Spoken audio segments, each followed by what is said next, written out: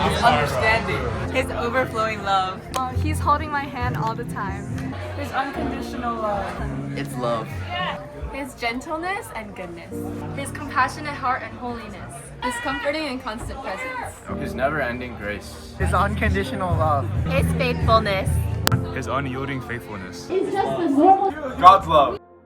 What comes into our minds when we think about God is the most important thing about us, says A.W. Tozer in his book, The Knowledge of the Holy. He's right.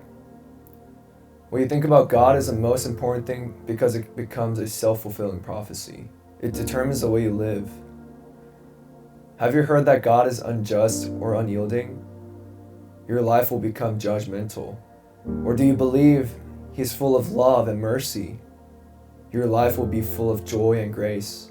How do you perceive God? Really, how do you perceive God? Do you believe that He really loves you and does not condemn you? Do you really believe that He desires a personal, intimate relationship with you? Do you believe in your heart that you are a beloved child of God in whom Christ delights and dwells?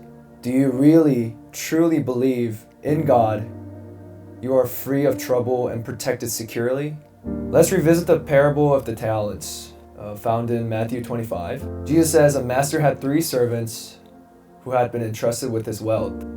The first believed in his master's goodness and generosity. Therefore, he went out and put money into work, yielding tenfold of what was given to him by his master. The second, likewise, worked diligently, and he ended up profiting 5-fold of what was given to him by his master. However, Jesus says that the third servant took the money entrusted to him, went to his backyard, and buried it underground. Why? He believed his master was cruel and unjust, and his belief became a self-fulfilling prophecy. Just listen to what this servant says to his master. It comes from Matthew chapter 25, verses 24 through 25. I knew that you are a hard man, harvesting where you had not sown, and gathering what you have not scattered seed. So I was afraid, and went out and hid your gold in the ground.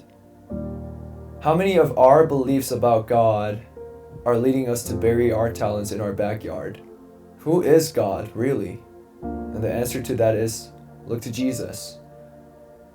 In Jesus, the grace of God is made clearly visible to us. In Christ, we see God's abundant provision. He not only granted the citizenship of heaven through the cross, but also gave us talents to use in service to others as Christ gave himself. Matthew 25:21. Well done, good and faithful servant. You have been faithful with a few things. I will put you in charge of many things. Come and share your master's happiness. God's only endeavor is to have you join his kingdom and share his eternal joy. That's why he's granted you this life, and that's why Christ died for you. I would encourage you to be honest with God. Ask him to show who he really is if you don't feel him, if you don't feel like you have the right characteristic of God or right picture of him, which would be all of us. None of us have the right picture of God completely.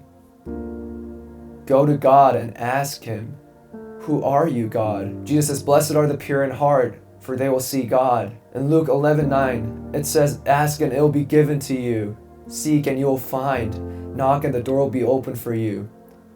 That's the attitude we should have, seeking God's characters, asking him to reveal himself to us. And he will bring you back to Jesus, who took up our pain and bore our suffering, who was pierced for our transgressions and crushed for our iniquities, who was oppressed and afflicted, yet he didn't open his mouth. And he did that all because he loves you, and that's a true statement. God is full of love. That's why he died for you.